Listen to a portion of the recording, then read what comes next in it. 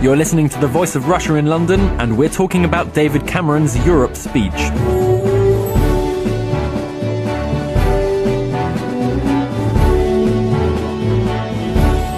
So David Cameron has finally delivered his long-awaited speech on Britain's relationship with the European Union. If he is re-elected in 2015, he wants to renegotiate the terms of Britain's membership and then offer the British people a referendum on whether to stay in the EU under renegotiated terms or leave. Reaction has been mixed both at home and abroad. Polls show no jump in support for the Conservative Party, while the proportion of people who say they would vote to leave the EU has fallen over recent weeks. So is this speech a milestone in British history, or is it just an attempt to kick a tricky political issue down the road until after the next election? With me in the studio to discuss this are George Eaton, editor of the New Statesman's Staggers blog, Dr. Henning Meyer, editor of Social Europe Journal and a senior visiting fellow at the LSE, and David Coburn, London Region Chairman of UKIP. And on the phone we have Nikki Sinclair, an independent member of the European Parliament and co-founder of the We Demand a Referendum party. So I'd like to ask our guests the following question. Will there actually be a referendum in Britain in some shape or form on EU membership? Nikki Sinclair, this is your party's defining issue, so let's start with you. What do you think? I think he's tried to be Houdini and please all people, but I think history will show him to be more like Tommy Cooper. I think that he's done the prime ministers and governments since the 1970s have fed us on jam tomorrow when it comes to Europe, and I think this is another case of feeding us jam that will never materialise. George Eaton, do you think there will be a referendum in some shape or form on EU membership? If David Cameron wins the next election, then yes, I don't think he will at the moment. I think a Labour victory is far more likely. But it's worth remembering that the coalition has introduced what they call a referendum lock. So the next time any significant powers are transferred from the UK to Brussels, a referendum will be automatically triggered. And Labour have said they would keep that legislation, and that could easily turn into an in-out vote. Dr. Henning Meyer, do you see a referendum happening? I don't know whether there will be a referendum or not, but I'm sure this kind of referendum that he outlined will not going to happen, because I don't think he will be able to renegotiate these major planks of policy that he seemed to indicate, like the Working Time Directive and other things governing the single market. So I think actually he got himself trapped in a paradox, actually, because it was all about bringing about British independence within the European Union. But basically, he's now given the decision out of his hand, because it's now dependent on the willingness of European partners whether they want to give him something or not. And I don't think there is a good case for any major renegotiation at all. And David Coburn, what do you make of it? Do you think there will be a referendum on EU membership in the UK? I think Cameron will do everything he can to stop it happening.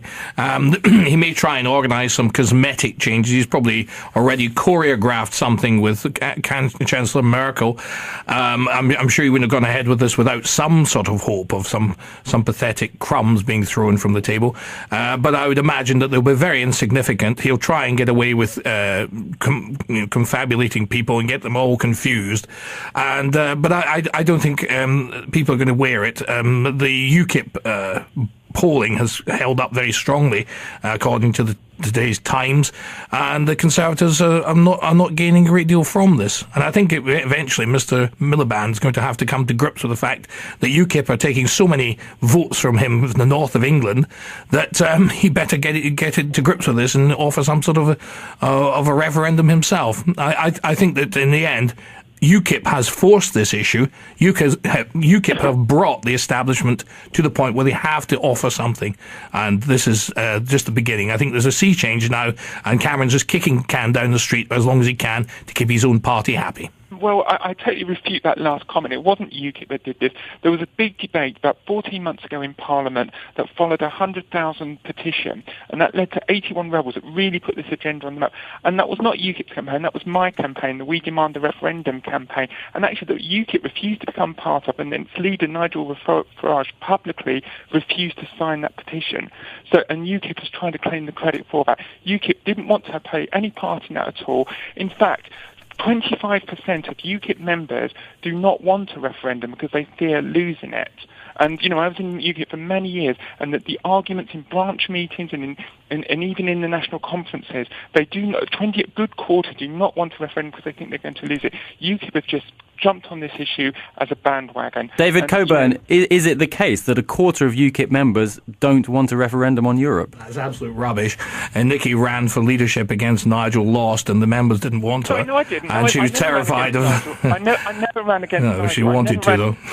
But anyway, the long and the short of it is that... You're full of rubbish. Well, what's most important is that you can sign as many petitions as you like, but the only thing that makes the establishment sit up and take notice is when you threaten them. And when you see seats like Rotherham, where UKIP came second with a very high score, and Cameron is terrified of UKIP. He's not terrified of Nicky Sinclair, with all the best will in the world. What happens if Cameron does get re-elected but can't really wrest any concessions at all from the EU? I mean, first of all, I think we will know way before the next general election whether there will be a serious renegotiation or not. I mean, it's just an illusion to think that in the next 2.5 years nothing major will happen in the European Union. There will be major change, especially in the Eurozone, and we will be knowing very, very soon whether there will be a serious renegotiation or not. And why I don't think there will be a serious renegotiation is simply the argument that you cannot have 28 different sets of rules for the soon-to-be 28 members of the European Union. You cannot govern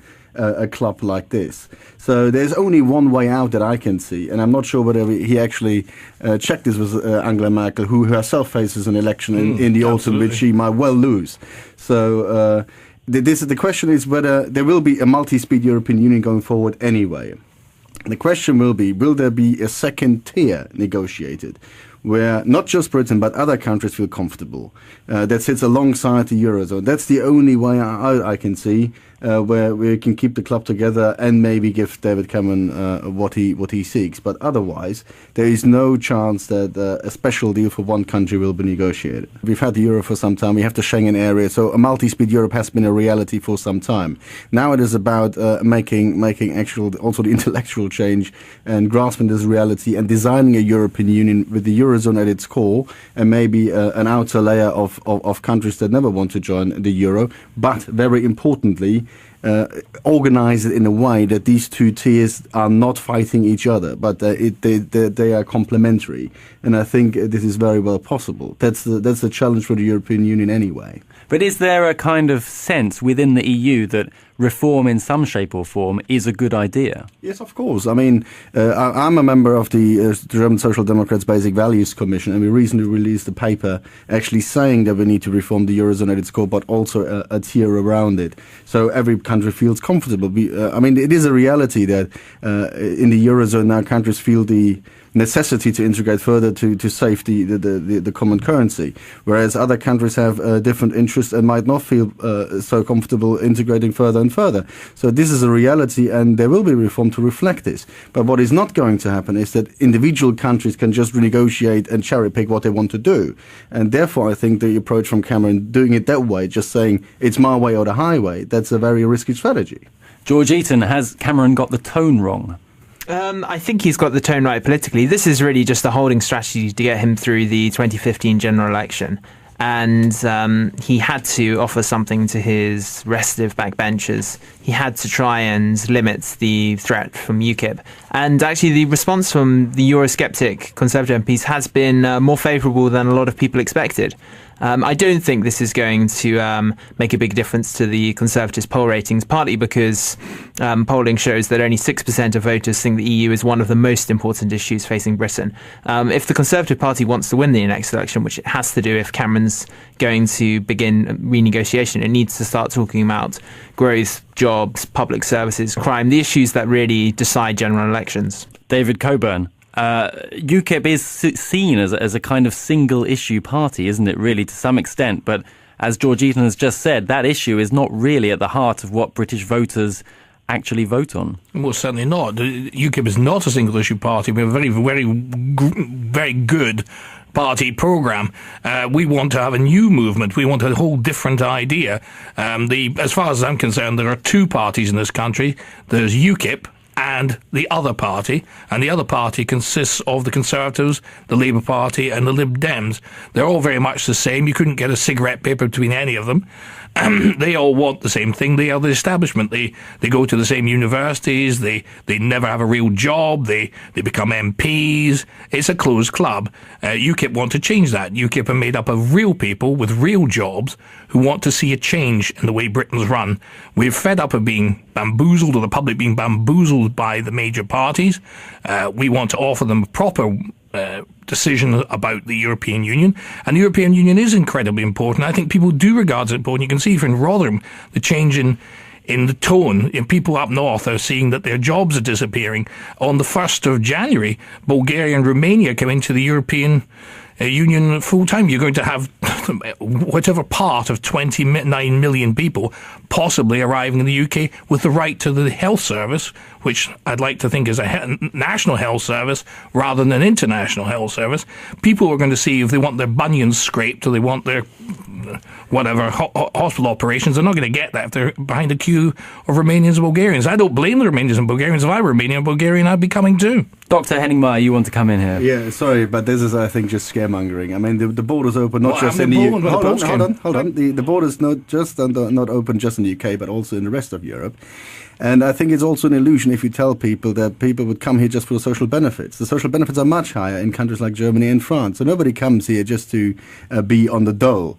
Also, if you compare it to the last enlargement round, when a lot of Eastern Europeans arrived here, there was a decision by the British government at this time not to have the 7-year transition period, which was the case in Bulgaria and Romania's case now, and is now also the case for the rest of the European Union.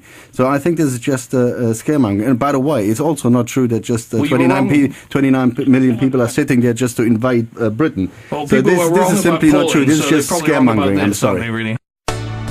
You're listening to The Voice of Russia in London, and we're talking about David Cameron's Europe speech.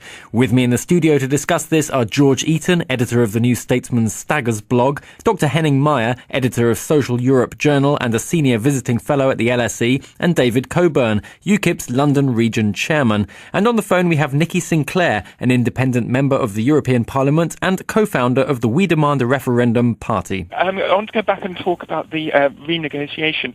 President Schulz, the President of the European Parliament, last week said in a press conference in Strasbourg that renegotiation is not possible. And remember, to have any real renegotiation of the treaty, for example, social chapters, you need unanimity. Every other country must agree. And that is just not practicable. The UK pays in something like 53 million pounds a day into the European Union. And we're the second largest contributor, way behind Germany, but still the second largest contributor. Countries such as Spain, Greece, Ireland and the Eastern Bloc countries are net takers. They are no way going to want to renegotiate the position with the UK. So the only choice that we really have is a straight in or out. This renegotiation portal that David Cameron has put up is absolutely ridiculous, and it's just to kick it into the long grass. You know, we are only a one-issue party, and we will appeal because there are many Conservatives. But that issue isn't really important to most British voters. That's why. No, we're talking about a European election, not the general. We will not be standing in the general election. You're just a spoiler for UKIP, but we're going to get a referendum anyway, Nikki. Sorry, I patiently listened to you. Sorry. Please. Okay, but I want to ask a question here. Sorry, excuse me, Nikki.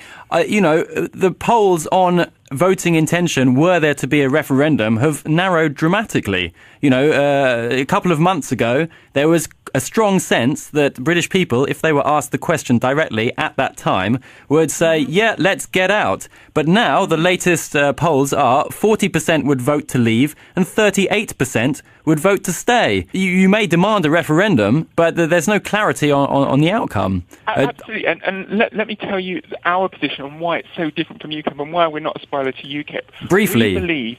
We believe that this issue is such important. We're in a terrible halfway house with Europe. We're neither fully in nor we're out. And actually it's against our national interest. And that's why we believe there needs to be a referendum and a clear-cut decision. And we must respect that decision.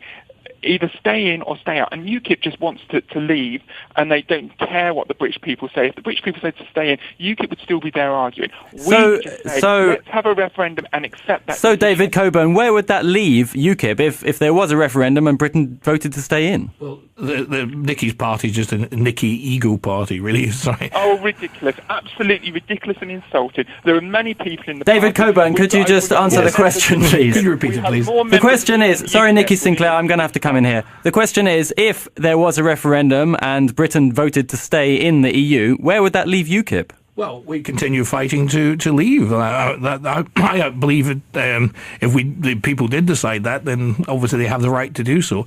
But I would think that they were wrong. And I would continue to fight to get out of the European Union, as I'm sure with the UK. But surely the party every 5 years. Yes, possibly. The party would be stuffed, surely. No, not particularly. I think I think there's a very good chance that the European Union is going to implode before then, anyway. George Eaton. One thing that's worth remembering is that Britain had an in-out referendum on the EEC, as it then was in 1975, and voted 67-33 in favour. Actually, that didn't settle the issue, as we see now. And actually, at the 1983 general election, Labour went into the election promising withdrawal. And so I don't actually think that an EU referendum in 2017 would settle the debate forever, because the Eurosceptics in Cameron's party and UKIP would say, Europe's changed, at some stage in the future, and would ask for another referendum. Okay, but that might be in another 40 years' time, right? I mean, that's a significant... Events, dear boy, events, as Macmillan says. Times change. The European Union could go into nosedive. The euro could explode, which I think it probably will do as a form of currency broker. I can tell you that's... Dr. Henning-Meyer, is the euro going to explode? No, it's not going to explode. I mean, I don't think the currency traders, they might try to make it explode, but so far they have not had much luck in bringing it about. But the thing is that this is a very important point about the general sense or the reasoning for a referendum at all. Will it settle the debate? No, it doesn't. We've already heard from UKIP they're gonna bang on about it regardless. So they're gonna call for referendum every 5 years like a general election. You're always with the argument something in the European Union has changed. This directive we don't like, that directive we don't like. So this is a completely new deal. Also the argument that the referendum was in the 70s on something completely different. All the way, every single treaty was signed by the British government that was elected by the British people, just like the governments from any other EU member state. So you can already see that this is not gonna resolve the debate in one way or the other. And by the way, that's not just UKIP. That's also the Tory backbenchers. They don't want to have a renegotiated deal and then stay in. They want out. And as long as they don't get it, they'll go on arguing this. So who, in your opinion, looks better? David Cameron has played a populist card, if you like, by at least chucking the idea of a referendum out there. Miliband has said he doesn't want one. After the kind of initial reaction, who's going to turn out looking better? So at this point in time, I think it is definitely Ed Miliband who's in the best position. I mean, just think the scenario. If Cameron gets a serious renegotiation, which I don't think is possible, then he's in a good position. Then he can say, well, I've wrangled something out of the European partners that they were reluctant to give, and then he can put it to a vote. But if he can't get anything out of it, which I think is likely and which will be known before the next general election, he's weakened. The old divides in the Tory party will come back. And Ed Miliband said, well, I didn't promise an in-out referendum at this point in time because there were too many ifs and buts around. We don't know what the deal would be. We don't want to create years of uncertainty, especially if there's a weak economic recovery or the triple-dip recession on the way, as we know since this morning. So, and he could say, well, and the only thing he did is isolate Britain with its partners in the European Union. And I'm the man who can actually repair the damage because this government has discredited itself in the club. So I think if this scenario comes about, and I think this is more likely than the other one, I think Ed Miliband has called the right shots. George Eaton, what do you think? Miliband looking good? I think he is, actually. Ed Miliband is a leader who often defies the conventional wisdom, and he's often been underrated. And I think in this case, actually, Ed Miliband thinks there's quite a good chance that he'll win the next election, and he's right about that. And he doesn't want to promise an in-out referendum now and have the first few years of his premiership dominated by that issue. He'd actually much rather focus on the economy, on public services, on helping Britain to recover from austerity. I think he's right in that choice. You're listening to the Voice of Russia in London, and we're talking about David Cameron's Europe speech. How important do you think personal poll ratings are? Because although there's been no real poll jump for the Tory party as a whole after Cameron's speech, Cameron himself is going up. He's seen as being strong and decisive and good in a crisis. How important is that? Yes, that is important, actually, because often the personal ratings of leaders are a better long-term indicator of the election result than the voting intentions for the parties. The question is whether it's a temporary shift or a permanent one. I still think it's the economy that will ultimately determine the outcome of the next election. And as we saw this morning with the negative GDP figure for the final quarter of 2012, the Conservative Party is not in a good place on that issue. David Coburn, given that some of our guests are saying that Cameron will not be able to get any concessions out of the EU, and we will know that before the next general election, where does that leave UKIP, do you think? Well, I think it leaves UKIP in a very good position as the only proper anti-European party. I think we will take a lot of seats at the next election. I think the Labour Party, contrary to what the gentleman said about Miliband, I think he's not very good. He's never held a real job in his life. Another hereditary Labour Party aristocracy. I think he doesn't go down well with the working class voters who are disillusioned with Labour. They're not going to vote Tory. They're going to be looking for a new place to go, and they're going to vote UKIP. And you're going to see the rise of UKIP. Do you think Nigel Farage chimes with working class voters? Yes, I think he does. He's the man in the pub. He's the man that they can relate to. They can hardly relate to Call Me Dave or Mr. Intellectual Hampstead Miliband with all his woolly ideas and who's never had a job in his life and had George Lansbury around for tea when he was a boy. And what are the prospects? Can I come in at some point? Yes, Nicky Sinclair, please. Well, there's many different things there. You've obviously gone 2-3 questions before I last spoke. But firstly, Nigel Farage is not like any man that I see in the pub in Birmingham or Liverpool. So, he's out more, Nicky. City spirit. You say 6%. I would say it's a bit higher than that. But even if it is 6%, in the general election, 6% is a very huge number. It can make the difference between you have an absolute majority or a coalition or, losing an election altogether, as the last election was quite tight. So are you hoping that your party will be a part of a coalition? No. Well, I've already said we're not standing in the general election, so we're not going to be part of any coalition. We are not standing in the general election. You wouldn't let me explain our position earlier, which, if you'd allow me... It's a very confused position, Nicky. The position that we are going to do, and please let me finish so I could explain our position. We will stand in the European elections only. We're not standing in any other election.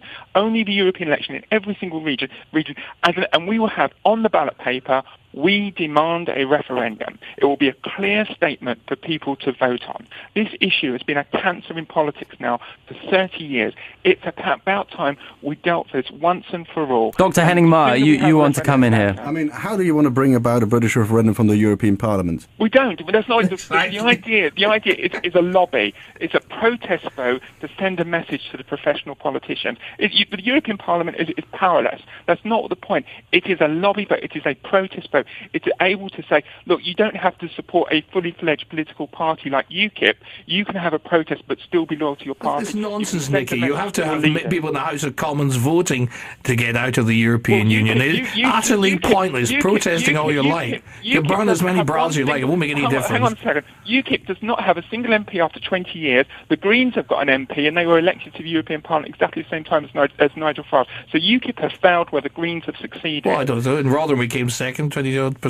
George Eaton. You come second, you might as well come George last. Eaton, I want to ask, in the next general election, given the sort of personal enmity between David Cameron and Nigel Farage, and yet the spectre of UKIP doing relatively well, how do you think things are going to play out? Is there the possibility, for example, of a coalition there? Farage has ruled out any sort of deal with the National Conservative Party. However, he hasn't closed the door to local parties making deals in particular seats, so not running against, say, Conservative MPs who support withdrawal. I do think UKIP is a much bigger problem for the Conservatives than it is for Labour. I mean, they are taking some votes off Labour, but the polls show they're taking far more votes off the Conservatives. There were 20 Conservatives Conservative Labour marginals at the last election, where the UKIP vote was bigger than Labour's majority. And I think actually UKIP will help put Ed Miliband in Downing Street.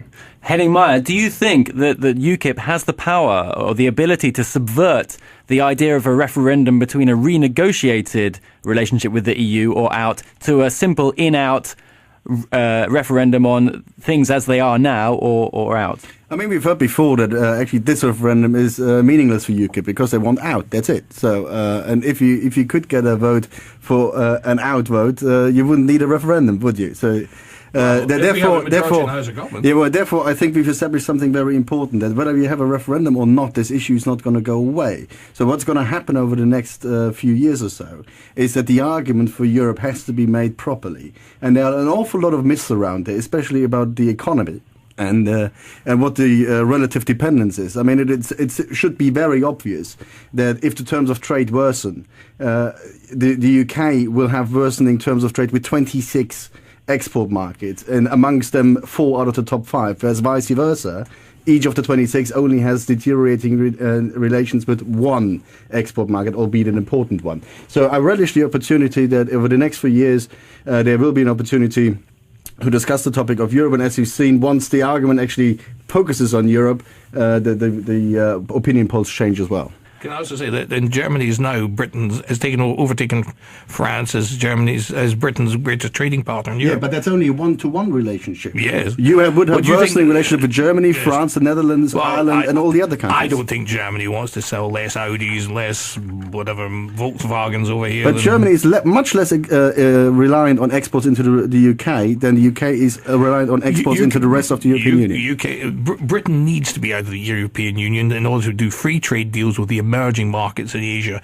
We need a new Elizabethan age where we actually do business wherever business is, not be strapped to this sclerotic European corpse which is going down the road. And all you have to do at the moment, Germany is going to be left as a sort of colonial power, propping up countries like Greece and Italy and Spain, and that's just going to destroy the German economy. And we'll be out of it. We'll be doing business with Asia, with China, and making a lot more money. That's obviously not true. Thank you for saying this, because that's my favorite UKIP myth, actually. The European Union membership is actually somehow preventing you from exporting or trading with the rest of the world. Look at Germany. Look at how much Germany exports to China and India and South America. EU membership does not prevent you from doing so. If you don't do more trade with the rest of the world, it's because the services and products are not there. I think better free trade deals between Britain and the rest of the world. We can negotiate our own free trade deals. You have the same deal that Germany has now. You have exactly the same deal that Germany has now, and you're performing much less. I love you dearly, Dr. Meyer, but we must disagree on this one. Okay.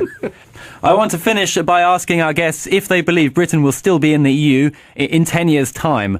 Dr. Henning Meyer. Well, I hope so. I mean, I think the European Union is stronger with Britain in it, and Britain benefits from the European Union as well. But after all, I mean, it's a decision that has to come out of the political process. I hope so, but obviously there is a chance that this is not the case. David Coburn. Will Britain be in the EU in 10 years' time? We'll be definitely out. Nikki Sinclair, what do you think? I think the political situation is inevitable that the UK will be out of the European Union or whatever that may be in 10 years' time. And that's regardless of UKIP or anyone else. I think the situation is inevitable that the UK cannot survive in the European Union long term. George Eaton, are we in or are we out? I think we're in because I think people feel there's enough uncertainty around without us plunging off the cliff and pulling out of Europe. So I think the people would side with the status quo, as some may say, the devil they know. I'd like to thank my guests, George Eaton, editor of the New Statesman's Staggers blog, Dr. Henning Meyer, editor of Social Europe Journal and a senior visiting fellow at the LSE, David Coburn, UKIP's London region chairman, and Nikki Sinclair, an independent member of the European Parliament and co-founder of the We Demand a Referendum party.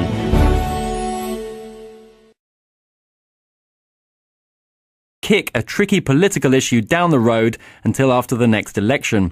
With me in the studio to discuss this are George Eaton, editor of the New Statesman's Staggers blog, Dr. Henning Meyer, editor of Social Europe Journal and a senior visiting fellow at the LSE, and David Coburn, London Region Chairman of UKIP. And on the phone we have Nikki Sinclair, an independent member of the European Parliament and co-founder of the We Demand a Referendum party. So I'd like to ask our guests the following question. Will there actually be a referendum in Britain in some shape or form on EU membership? Nikki Sinclair, this is your party's defining issue, so let's start with you. What do you think? I think he's tried to be Houdini and please all people, but I think history will show him to be more like Tommy Cooper. I think that he's done the prime ministers and governments since the 1970s have fed us on jam tomorrow when it comes to Europe, and I think this is another case of feeding us jam that will never materialise. George Eaton, do you think there will be a referendum in some shape or form on EU membership? If David Cameron wins the next election, then yes, I don't think he will at the moment. I think a Labour victory is far more likely. But it's worth remembering that the coalition has introduced what they call a referendum lock. So the next time any significant powers are transferred from the UK to Brussels, a referendum will be automatically triggered. And Labour have said they would keep that legislation, and that could easily turn into an in-out vote. Dr. Henning Meyer, do you see a referendum happening? I don't know whether there will be a referendum or not, but I'm sure this kind of referendum that he outlined will not going to happen, because I don't think he will be able to renegotiate these major planks of policy that he seemed to indicate, like the Working Time Directive and other things governing the single market. So I think actually he got himself trapped in a paradox, actually, because it was all about bringing about British independence within the European Union. But basically, he's now given the decision out of his hand, because it's now dependent on the willingness of European partners whether they want to give him something or not. And I don't think there is a good case for any major renegotiation at all. And David Coburn, what do you make of it? Do you think there will be a referendum on EU membership in the UK? I think Cameron will do everything he can to stop it happening. He may try and organise some cosmetic changes. He's probably already choreographed something with Chancellor Merkel. I'm sure he wouldn't have gone ahead with this without some sort of hope of some pathetic crumbs being thrown from the table. But I would imagine that they'll be very insignificant. He'll try and get away with confabulating people and get them all confused. And but I don't think people are going to wear it. The UKIP polling has held up very strongly, according to today's Times, and the Conservatives are not gaining a great deal from this. And I think eventually Mr. Miliband's going to have to come to grips with the fact that UKIP are taking so many votes from him in the north of England that he better get it to grips with this and offer some sort of a referendum himself. I think that in the end, UKIP has forced this issue. UKIP have brought the establishment to the point where they have to offer something. And this is just the beginning. I think there's a sea change. You're listening to The Voice of Russia in London, and we're talking about David Cameron's Europe speech.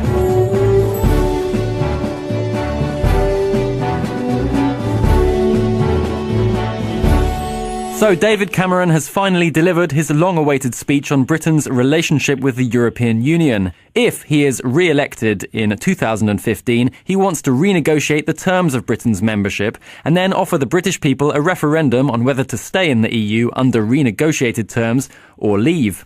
Reaction has been mixed both at home and abroad. Polls show no jump in support for the Conservative Party, while the proportion of people who say they would vote to leave the EU has fallen over recent weeks. So is this speech a milestone in British history, or is it just an attempt to